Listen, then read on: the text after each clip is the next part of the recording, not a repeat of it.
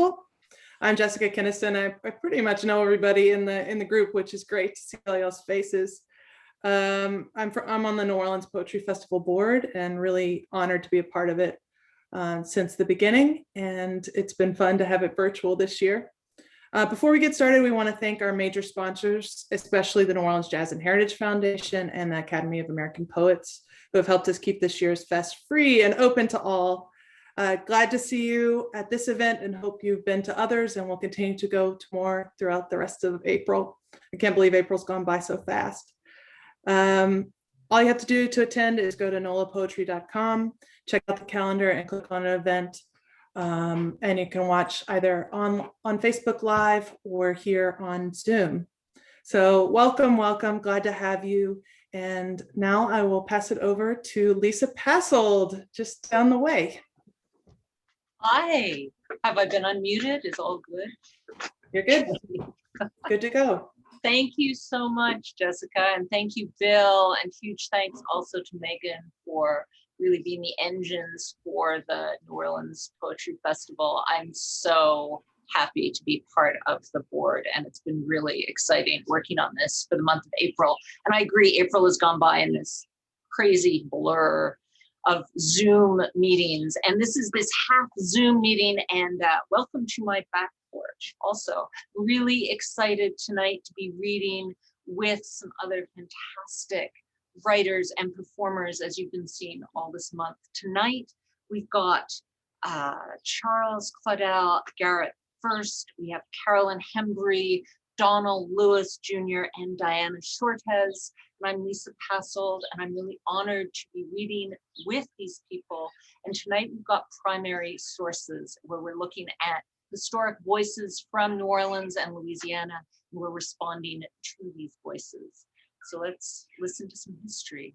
I'm going to start out, kick us off with 5 really short pieces from different moments in the city's history. The first is actually from New Orleans writer Lafcadio Hearn. This is him writing in the year 1880. There used to be a pelican in the neighborhood of Jackson Square.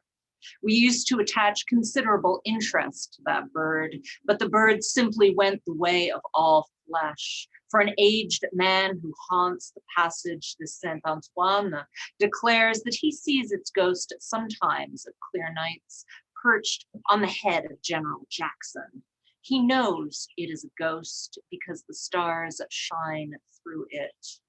And the bird says, according to the ancient, something to the following effect shortly before the midnight hour.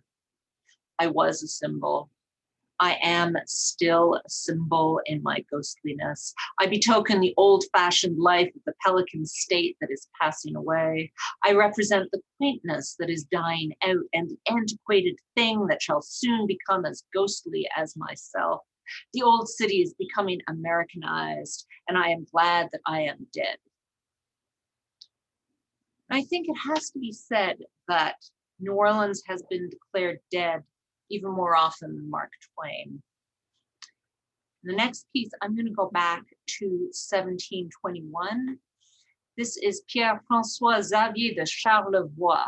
I feel a certain affinity for him, not because he was a Jesuit, although he was a Jesuit sent in theory out as a missionary, but the king gave him a secret mission. He was supposed to be searching for the western route through the continent.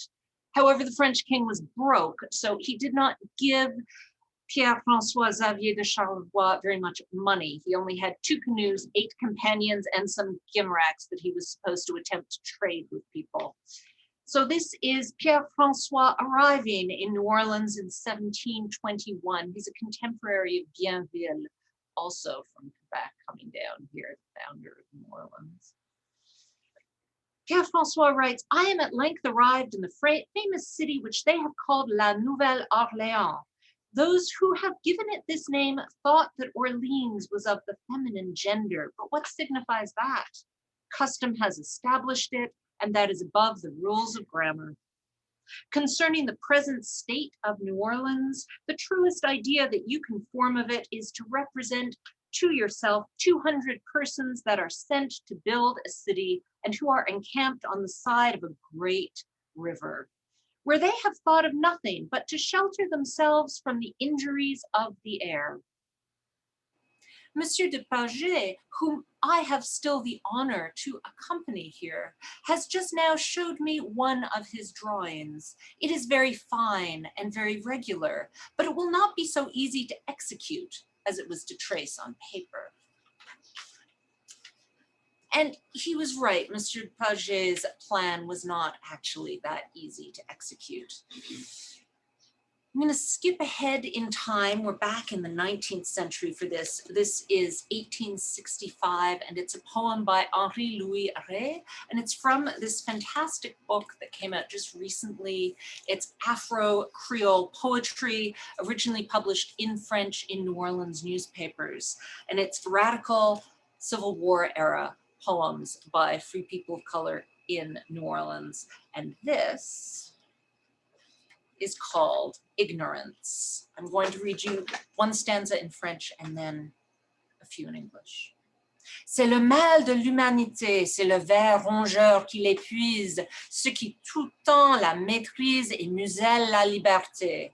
Ignorance. It is the bane of humanity. It is the gnawing worm that feeds, that which in all time impedes and seeks to muzzle liberty. Galileo stood accused because its laws were applied, as his science refused, and utter nonsense deified. But judgment will come clear and loud from this enlightened age of ours, for reason, rising free and proud, increasingly extends its powers. Ray was a poet and a politician and a soldier, and he was an optimist that at the end of the Civil War, things were going to get so much better. He was born in New Orleans. He lived his life here. His parents were both free gens de couleur from the Caribbean, and he was looking to the future. He wrote this poem about ignorance and people turning their backs on science. In 1865, it seems phenomenally apt these days with all the false news going along. To wrap up, I have two very short pieces, one from writer Grace King. This is her memory and explaining why she wrote the short stories she did. She was born in New Orleans and lived most of her life here, partly in Alabama. There is much of life passed on the balcony in a country where the summer unrolls in 6 moon lengths and where the nights have come with a double endowment of vastness and splendor to compensate for the tedious, sun-parched days. And in that country, the women love to sit and talk together of summer nights on balconies in their vague, loose, white garments. Men are not balcony sitters. With their sleeping children within easy hearing, the stars breaking the cool darkness, or the moon making a show of light. Oh, such a discreet show of light through the vines. And the children inside, waking to go from one sleep into another, hear the low, soft mother voices on the balcony, talking about this person and that, old times, old friends, old experiences. Experiences, reminiscences, episodes picked up as only women know how to pick them from other women's lives. And I wanted to finish in the 20th century. This is Everett Maddox, who lived and drank in New Orleans in the middle of the century. And he too is writing about the moon in New Orleans. Moon fragment. A man squats by the railroad tracks tonight, eating a moon fragment. Not cheese at all, but a honeydew melon. His hands are fuzzy. A train roars past. In the lighted windows, men and women stand with pewter cups raised. Tea slops out. Then it's dark again. Moon eaters have no time for such foolishness. The silence is not absolute, though, because the world's longest accordion, the world's longest musical expansion bridge is playing somewhere. I am up in my office watching the glitter of my last cigar sail out the window, over the shrubbery, down into the darkness where summer is ending. I keep office hours at night so nobody comes around to bother me, not even you. The moon comes around, though. I want to drag it down and hand it to you and say, here, this is lovely and useless, and it cost me a lot of trouble. You can tie it up on the river behind your house and go down to look at it whenever you like. The trouble is you don't want it tied up, and you are right. This is no new problem. 800 years ago, a man heads home from the fair, pushing a wheelbarrow full of real moon pies. For 10 years, he has been stealing wheelbarrows, and nobody even suspects. Well, what is all this, you want to know? I don't know myself, because the evidence is not all in, will never be. I could say it's the unfinished moon poem I've always wanted to almost write. My great pleasure. Next.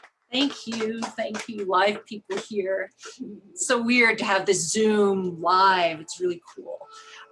My great pleasure next is to introduce Donald Lewis Jr. I will put the bios of all the performers tonight into the chat so you can catch up with their myriad, very impressive accomplishments. So Don, over to you. I'll just get out of the chair. There we go.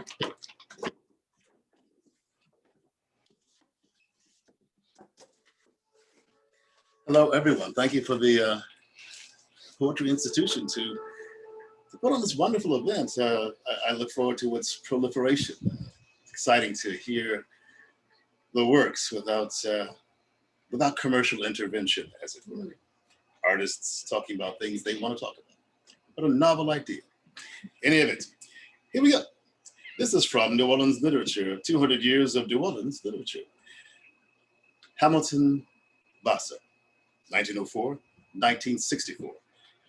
Hamilton Basso published over 10 novels, 2 of which were made into Hollywood films. Days Before Lent, 1939, and The View from Pompey's Head, 1954. The latter was on the New York Times bestseller list for weeks, a Literary Guild selection, and translated into over 7 languages. Now, however, one of the most popular writers of the mid-20th century is all but forgotten. Nonetheless, he's still an important part, an important literary figure in New Orleans, where he was born and began his literary career. Hamilton Basso. This is from his A New Orleans Childhood, The House on Decatur Street. Finding myself in New Orleans recently, a pleasant place to be, and one that I get to as often as I can, I decided to have another look at the French Quarter. I say another look, because I have been looking at the French Quarter off and on for well over 40 years. It is where I come from. I was born in the Quarter, and I spent the first 10 years of my life there. Then my family moved to another part of New Orleans, but I continued to spend a good deal of time in the section because my father's parents still lived there. They'd always lived in the Quarter, and it never occurred to them to live anywhere else. Certainly it never occurred to them or to me that the Quarter would someday become one of the principal tourist attractions in the United States, or that it's one of its main thoroughfares. Bourbon Street would turn into as noisy a stretch of pavement as can be found this side of Hong Kong. The last trip to New Orleans was my first in several years, and I had not paid much attention to the Quarter on my 2 or 3 previous stopovers. So this time, largely because of what I had been reading about my old neighborhood in the magazines, I was curious to see for myself just what had happened to it. A lot had happened to it, I found, and the most unattractive part of it happened to Bourbon Street. What they say about that particular bit of Dixie, it saddens me to report, is mostly true. Bourbon Street runs the length of the Quarter, which is 14 blocks long and 7 blocks wide, and once was all there was to New Orleans. When French was generally spoken in the city, it used to be known as Le Vieux Carré, This translates into English as the old quadrangle. Nowadays, some local color enthusiasts in New Orleans go rather out of their way to refer to the section as Le Vieux Carré, a tendency especially notable among those whose Gallic traditions has its roots in Kansas or South Dakota. But I think we can let that pass. We can also let pass the street signs that have been put up since my day. Signs that read Rue de Chartres and Rue Royale, for instance. There was never that kind of self-conscious Gallicizing in the quarter when I lived there. Some of the older members of the French-speaking households might call a thoroughfare a rue in the bosom of the family. But in public, a street was always called a street.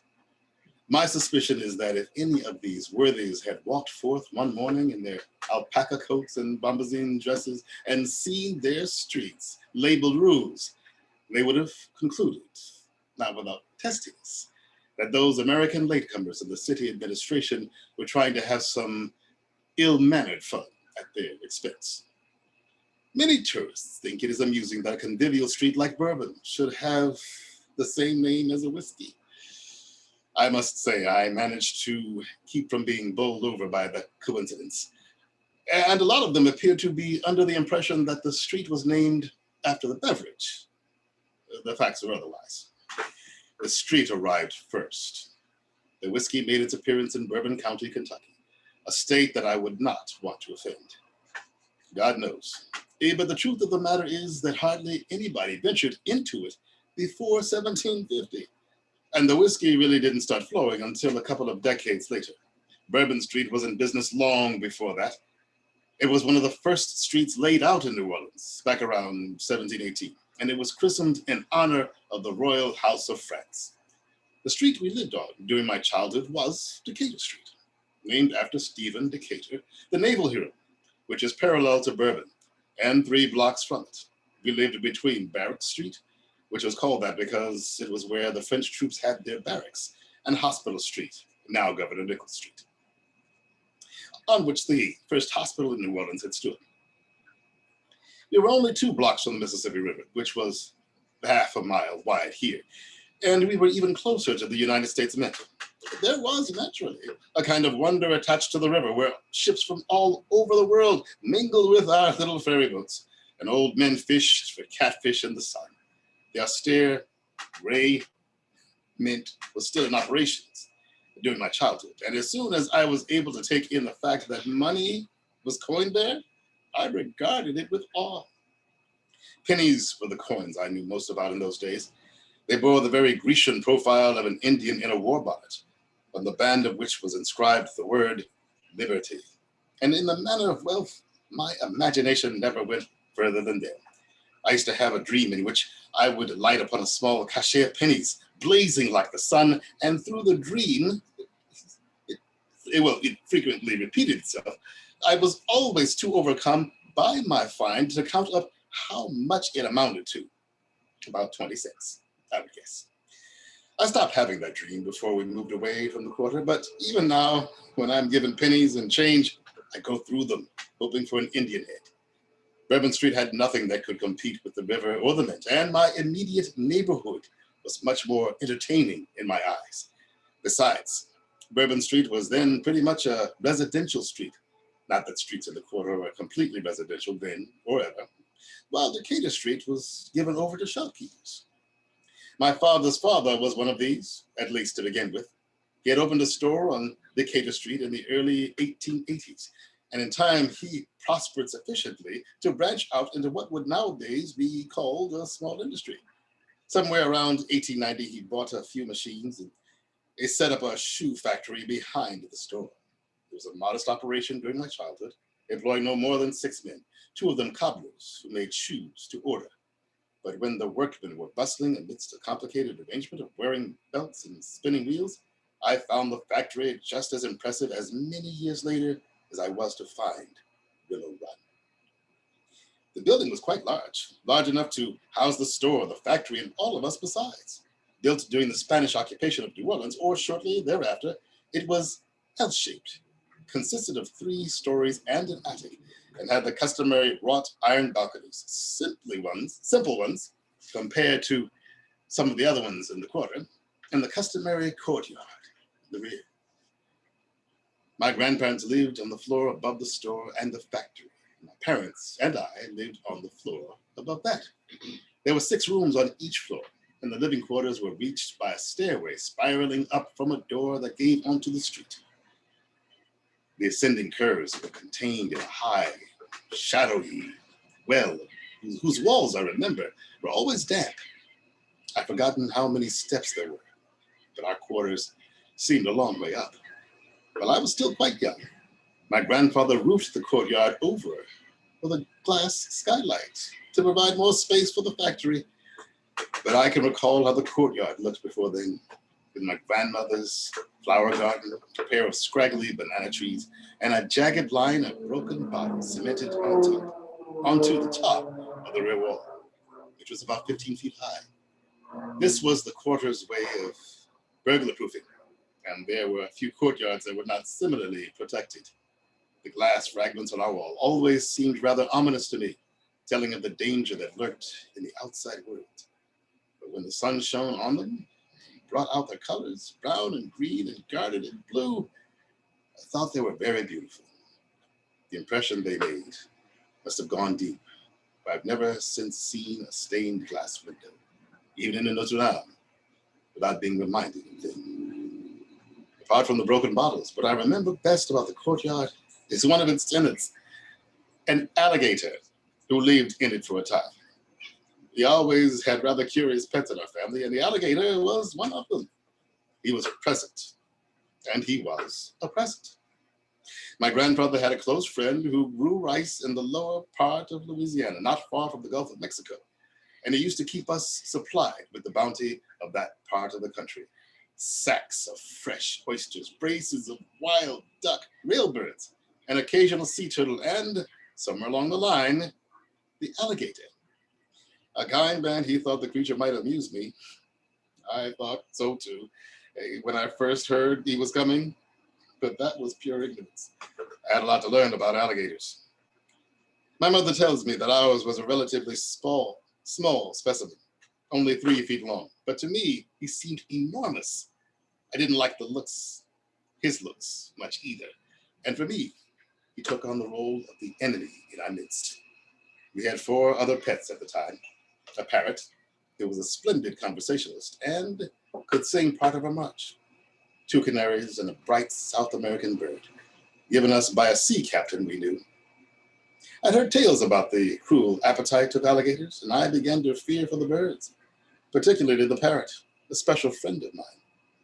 The other birds were caged, but he had run of the courtyard, and he thought he owned the place. I had visions of him tangling with the intruder, briefly asserting his rights, and then disappearing with one last squawk into the darkness of the alligator's maw. Feeling the need of outside help, I began to mention the parrot in my prayers. I soon found that I need not have bothered. The alligator, as lazy and torpid as most of his kind, lay motionless for days at a time. The parrot, strutting around about the courtyard and eating sunflower seeds within an inch of its ugly head, never gave him a thought, and neither after a time did I, except to reflect occasionally on what a big disappointment he was. He became simply another object in the courtyard. Then he vanished, leaving not a trace. One evening, he was in the courtyard, and the next morning, he wasn't. There weren't any holes or crevices he could have crawled through, and all the doors had been locked and barred for the night. We had a fine mystery on our hands. I didn't care 2 cents about the large lizard, and in my heart, I knew it, but I wasn't going to miss the chance of making a scene. So I insisted that everybody look for him. Work was held up that morning while my grandfather led an alligator hunt, delivering commands in English, French, and Italian, and my mother, who has never been able to stand the thought of any creature in distress, wandered about the courtyard calling, "Here, alligator! Here, alligator!" in a troubled, anxious way that moved even me. I was enjoying the excitement, and to prolong it, I suggested that we call in the police. But my grandmother and my father were cool to the idea. We never did find out what happened to the alligator. Our best guess was that some pilferer had managed to scale the rear wall of the courtyard, braving the wicked barrier of glass, and had carried him off. If that was the case, the fellow must have wanted an alligator pretty badly. That is from Basso. Well, thank you so much. It is my turn to vacate this lovely chair, and thank you so much.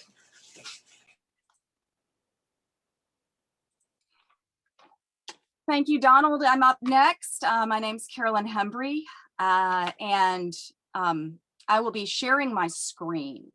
And what you'll see is a collage elegy for my friend, Valda Smith, who died on February 20th.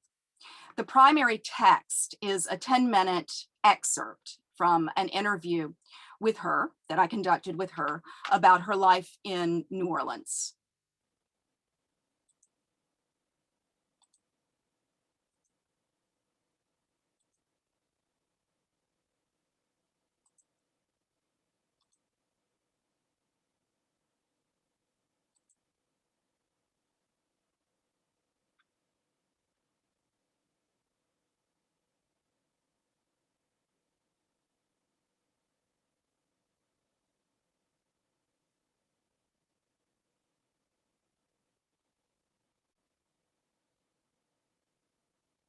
Our ancestors, the Jordans have been here since 1800, my mom's people.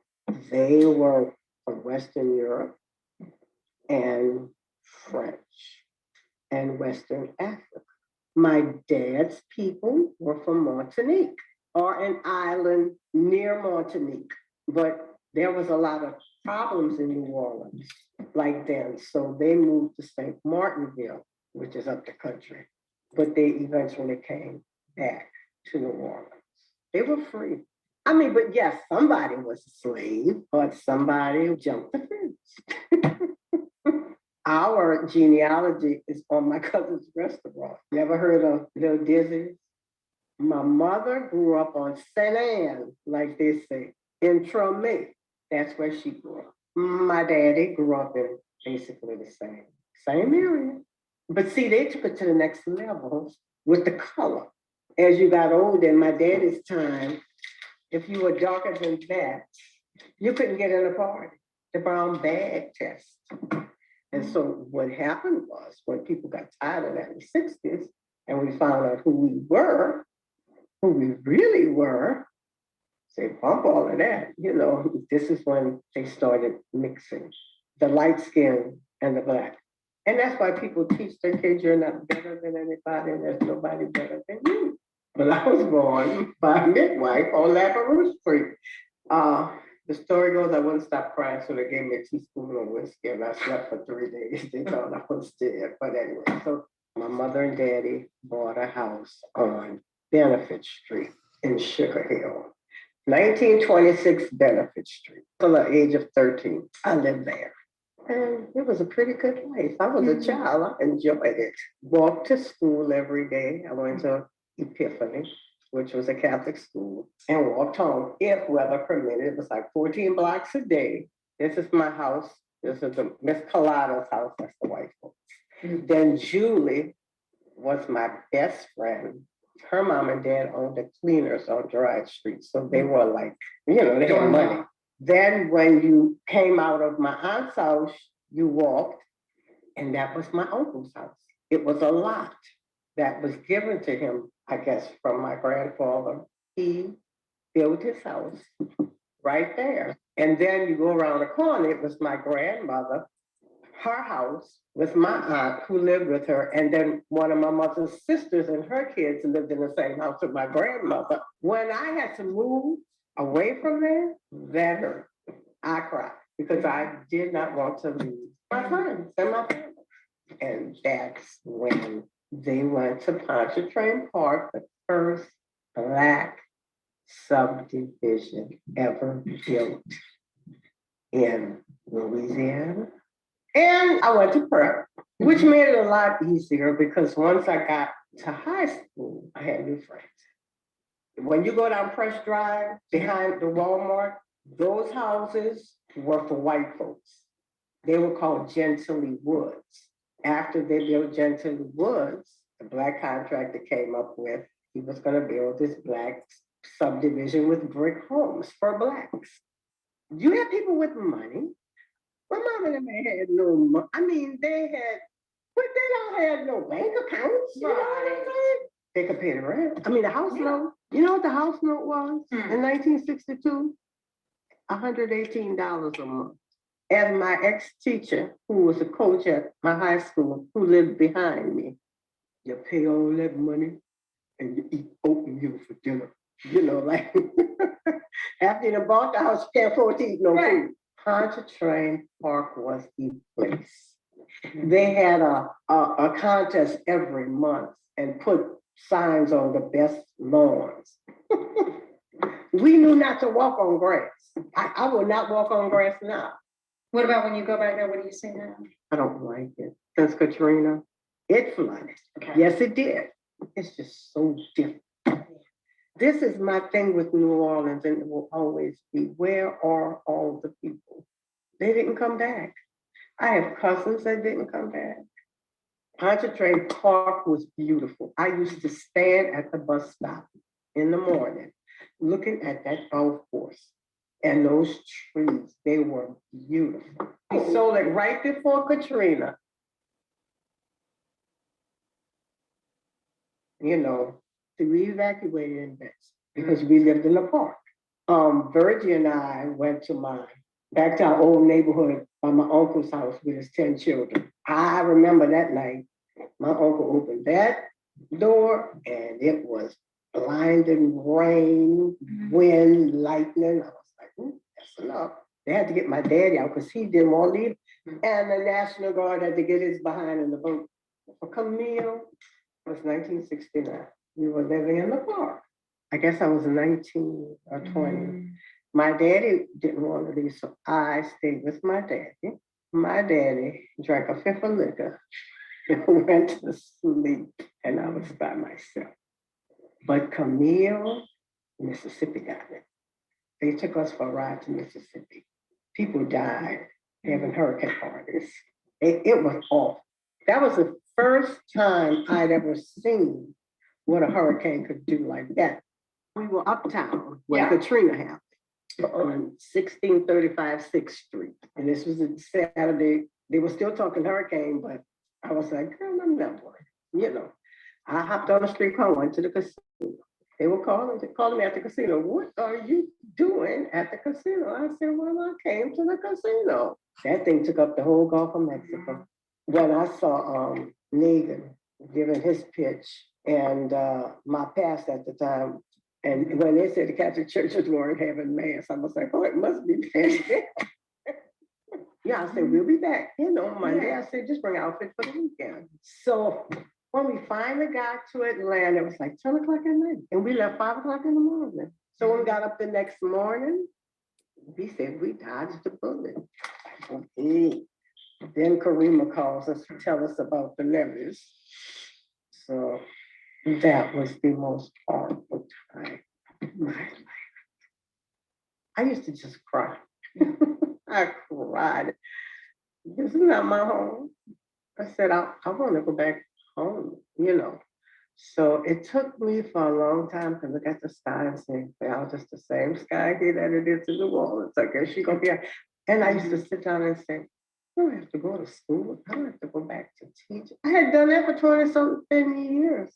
I remember we had gone to eat at the steak restaurant, kind of talking there. And I pushed into the booth and then I started hyperventilating.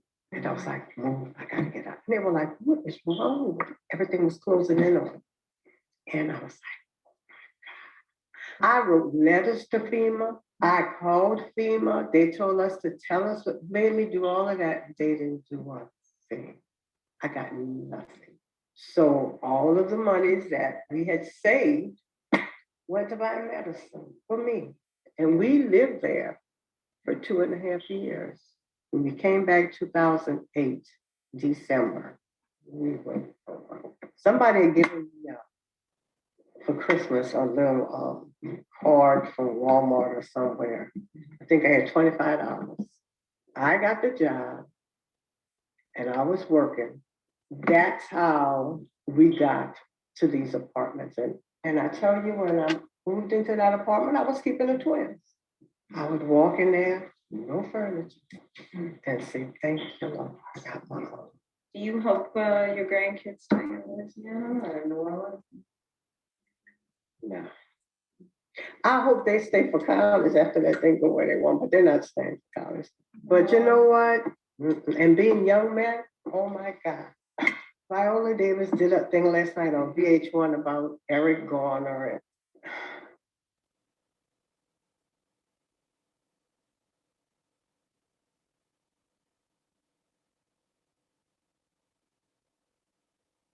Until you get the parents and the educational system uplifted, I just don't see New Orleans getting better. I don't. I really don't.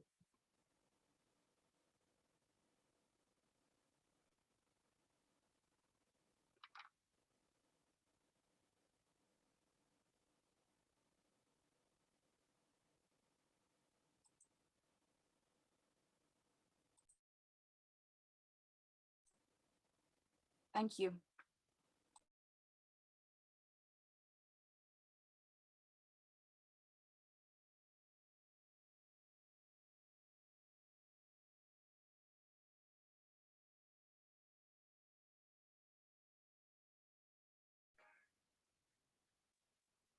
Jump in. Yes, welcome, Hello. Charles. All right. So yeah, thank you guys for having me. I lived in New Orleans a few years back, and during that time, I was really fresh with my writing and being a poet. So I was channeling a lot of energy that was coming off the architecture, the culture that was in and around New Orleans. So with that being said, I wrote these pieces, and I decided, to just go ahead and share these pieces that came out of New Orleans with you guys. So the first one I'm going to read is the Terran van Babel, or Babel, and it comes with the epitaph, pretty much, and the way the chips fell. Languages engaged by this sword rely on tongue splayed wide side long ways. Easily we harness our eyesights on the fertility, nature. Why we still walk on all fours, I will never know. Upright, we're still like dogs, waging wars within ourselves and with others. Wars happening in front of us, tiptoeing right past us as if we were blind, as if on all fours, upright, we're still like dogs. Kids killing kids, having kids. We distract ourselves with bullying and youth programs, while Susie and Bobby each other off in the girls' bathroom during first period. Her first, the audacity, the boldness, the articulation of such a drama, the grand theftness of youth trading in innocence for blood, for the pregnant 12-year-olds who shouldn't have been on all fours, laying flat as if we're still like dogs, and the boys who picked up porn instead of comics. To the both of yous, you're not to blame. The next poem is called It's Better to Use Broad Strokes to Confuse the Imagination. It's an anaphora, or an anaphoric poem. So there's a repetition, as you will see.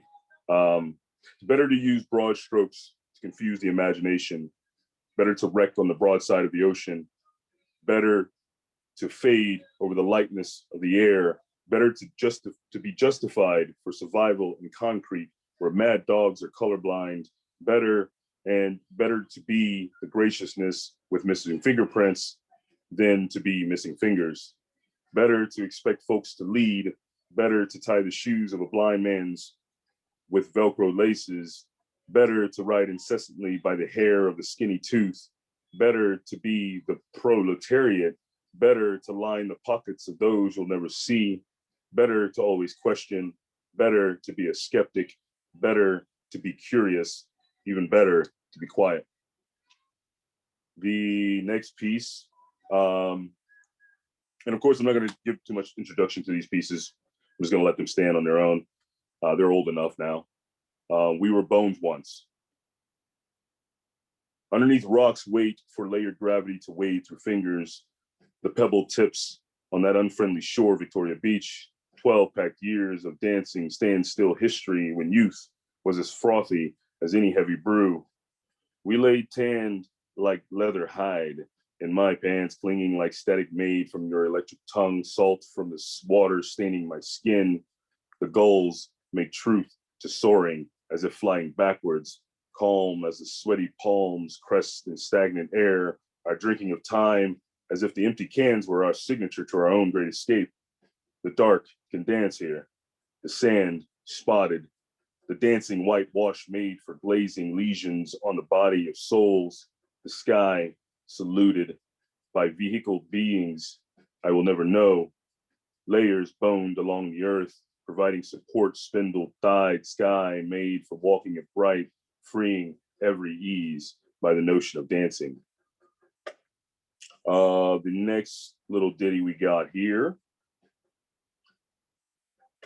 All right, so I'm going to deviate from the plan for a bit because we have some things going on in society right now with some shootings. We have some things that have been going on. There's a lot of that tension I felt when I was in New Orleans. And this was all, a lot of this stuff was prior to, you know, what's happening now, but it's very, very relevant. And like I said, I feel as a poet, we are conduits to an extent. We kind of tap into the data stream, so to speak. So I will read some of those pieces. I'm going to go ahead and read Day Drunk on Love Mantra.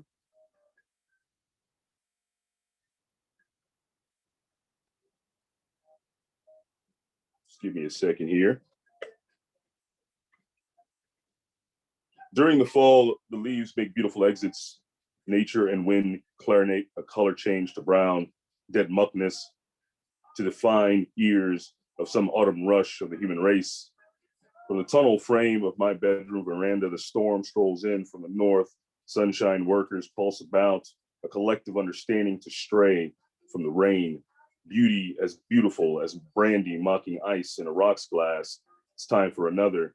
It's during these pauses between the frame that I'm always reminded of you, the mother of my children.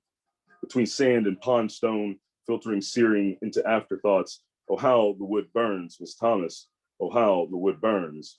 Slow beyond the ease, still time, and I can see it behind my eyelids. Beauty as beautiful as watching life rotate on a spindle just beyond reach. The next little guy that we're going to read, it is titled, This Is How It Was, the 90s. Another piece about, you know, the Black experience in the South and how things were and still are to an extent. This is how it was, the 90s. At an early age, I knew freedom was not that much different from hell, only a bit cooler. Inside books read aloud from white hands across black skies, ancestral stars and symphonic starred lightness, reopened with every stammer over black or Negro, scream striped in white font on the face of a 9-year-old kid who couldn't understand why no one was melting at the seams. Pinless grenades held between the teeth of societal plain sameness, anger often the accomplice of youth. We had to carry our own bones in someone else's way. So I kept my hands tied. But you were so articulate. We liked the way you talk. Louisiana hands wrapped inside a caged dog, scarred from learning of burning crosses that underneath every white glove a rope burns from hoisting the weight of 40 acres and a mule. Blood is soaked into the roots of oak. Oak used for crosses. In Louisiana streets, white folks spent a century sewing stories of the happy slave in our skin's memories, but you can't sweep blood under the rug. Ancestry laid to rest with pain that will last long after we get the history right, and our very own American dream. Let's see. This one's The Heat Will Come, and So Will Death. This one I wrote while watching some kids in New Orleans on Esplanade. They were playing in a hydrant. It was extremely hot. I want to say this might have been the year the Saints won the Super Bowl, like the first time. And so, like, things were just wild. I passed by streets that will never know my name, history frozen in the arid cool of dawn, my morning jog, my palm sweats confusing the senses, the fallen leaves laden lack of fluid shade, the ground like dirt diseased, snow, the gravity. My lungs refused to expel the splintering sound of air escaping a tapered hose. Just yesterday, a friend told me that his mother will die from the black grip on her lungs. So I took another breath just to be sure. The street whites of life traveled by bus routes and traffic jams during the Monday rush, transporting neglected children to school, children that don't belong, children damaged under the weight of a fretful sun, jaywalking daydreamers trapped on tiny islands, studying to become doctors, lawyers, mothers, and junkies. At the bus stops, they're always full. Children will grow, the heat will rise, and the shadow of the sunflowers in the middle of May. The hydrants will spray until the city to cool, until the police kill, statewide executioners numbing over pensions until children kill, trading in future and promise for blood, veil of something real, until the pigeons race underneath the overpass of colored folk tracing street corners with chalk stolen from forensics, until even the sun gives up and death casts a shadow over the city. Let's see. And I think the last little guy that I will release for you all. This was called I Remember That We Brought Both Booze and Drugs. I lived in an arts commune. That's all I'm going to say about that. It was at 1614 Esplanade. And I learned a lot while living there and saw a lot while living there, being a country boy from Lafayette. And this is the one that I will end with. I remember that we bought both booze and drugs. It's what we did in the humid Louisiana heat. Cloud casting shadows of slowness and warm winds. Here we were welcomed. We were noticed by only the sky. No myopic eyes frozen to see human prescription dispensed from the pharmacy of culture. We are Louisiana, home known with sense of swamp degradation painted by partisan couth, gelatinous funk air, classic cars, warm heat hoods, throughout the brown streets, chain pits, both for eating and guarding broke down car yards on Sunday and every day after, daisy lazing along with everything else black on Sunday, Monday approaching storm notice, we will still be black on Monday, we will still be black. You want us to take you in. You're looking at me kind of funny. You got drug charges, don't you, boy? Black until the rains make that thin blue line a watermark for change and justice. Black until the concrete becomes a crisp mirror reflecting and refracting light from. Black until the words that came after the hiss, before the bricks even started flying, resemble a hug and more of a handshake. Thank you, guys.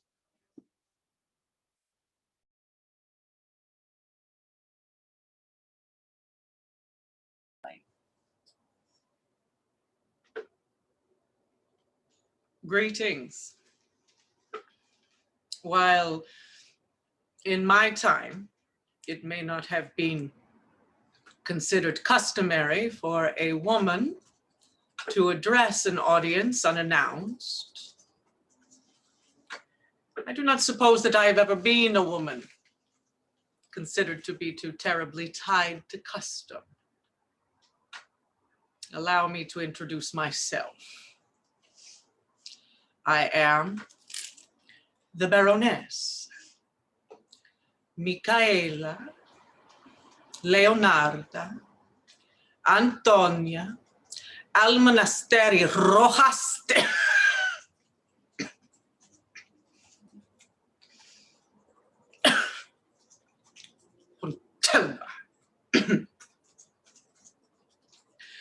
Daughter of the great Spanish visionary, architect, entrepreneur, contractor within the New World slave economy and philanthropist, Don Andres Almonasteri Rojas, and wife. Separated by bed and board from one Celestin, Del Far, Tintin.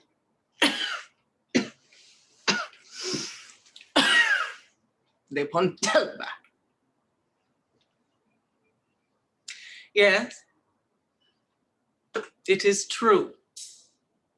I was named for Saint Michael the Archangel, a warrior with wings who cast Satan himself from heaven. Perhaps my father knew on the day of my birth as he accepted accolades from the crown of Spain and his young wife labored heartily giving birth to his only heir, a girl child with a most pernicious mind. Perhaps Papa knew even then what demons I would encounter along the way. But then who is to say it was not my mother who gave me my name?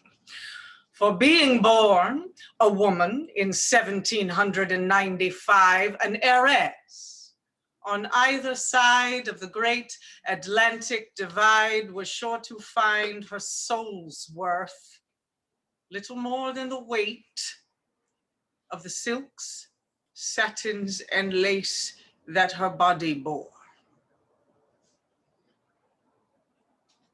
Please. Forgive me, ladies and gentlemen, if I do not seem a portrait of feminine humility.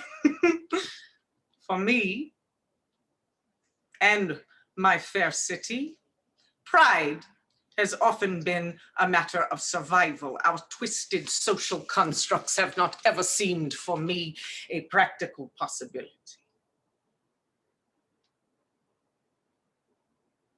Shall we begin then? With a retelling of my less than happy union with Celestin. Make no mistake, my friends. I was sold to Tintin's father at the tender age of 14 for little more than the price of my teeth. The unhappy accident, perhaps, is that I was left an heiress dangerously before I had begun to bleed. And so it was our mothers then who signed the deed. It was mi madre Louison, Tintin's maman tonton, who stealthily agreed upon the protected terms of my dowry. And while by all accounts, the groom had been beautiful and the bride was rich, old Pontalba's estimation surely must have been a few diamonds is all you get when you put the business in the hands of a bitch. And so, in true aristocratic fashion, my young husband's father set about the dirty work of wooing his new daughter. Initially, Pontalba the elder lavished upon me his delicate attentions, showering me with trinkets, gifts, and compliments. While each midnight the watchman passed in the provincial way, calling out each hour before the dead were warned to heed the light of day.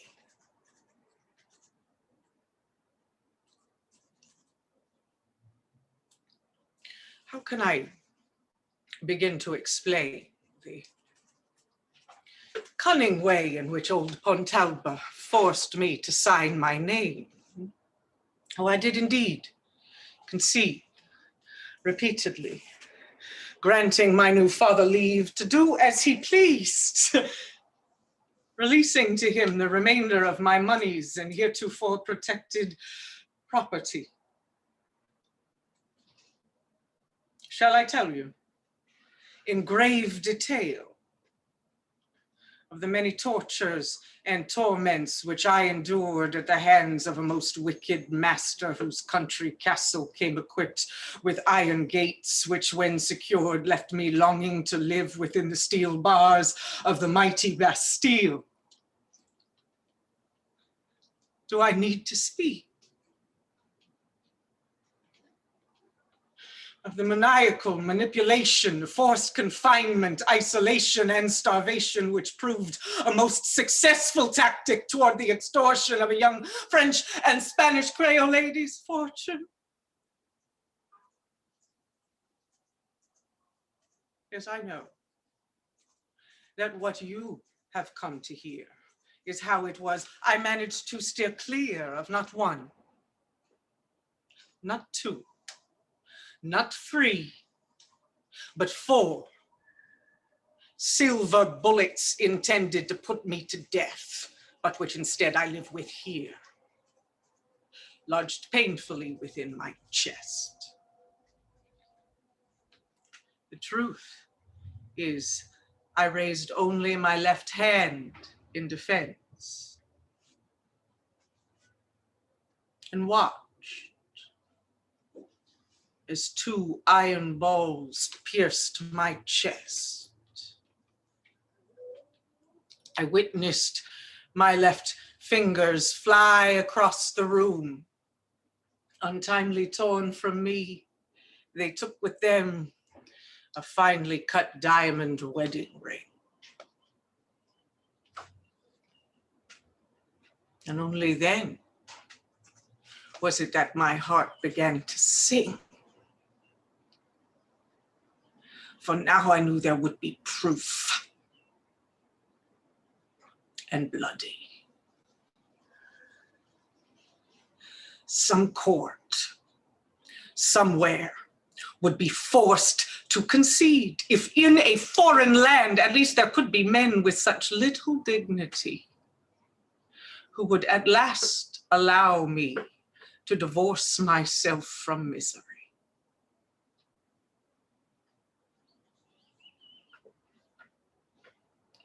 My chest was torn apart, my mangled body left for dead. Yet even today have I heard it said, that ugly woman got what she deserved. How dare she maintain the right? How absurd to lay claim to her body, herself, and what she believed was rightly hers. Thank you.